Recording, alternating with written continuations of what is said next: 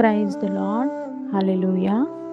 ఈరోజు దేవుని వాగ్దానము యెహెజ్కేలు గ్రంథము 36వ అధ్యాయము 26వ వచనము.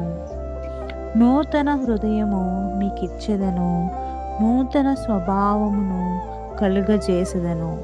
రాతి గుండె మీలో నుండి తీసివేసి మాంసపు గుండెను మీకిచ్చెదను.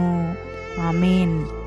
ఈ మాటలు వింటున్నట్టే ప్రియమైన దేవుని బిడ్డలారా, దేవుడు మనకు నూతన హృదయమునిచ్చి నూతన స్వభావమును కలగజేసదని ఆయన వాక్యం ద్వారా మాట్లాడుతున్నారు.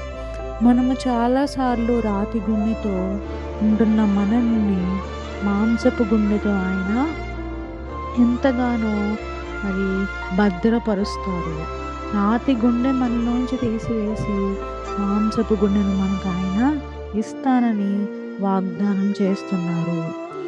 దేవుని బిడ్డలమైన మనము నూతన హృదయముతో, నూతన స్వభావముతో ఎప్పుడైతే మన జీవితంలో మనము దినదినము ఆయన్ని ప్రార్థిస్తూ ముందుకు వెళతామో, ఆయన మనలో నుండి రాతి గుండెను తీసివేసి మనకు మాంసపు గుండెను అనుగ్రహిస్తారని దేవుని వాక్యం ద్వారా మనం ఈరోజు తెలుసుకుంటున్నాము.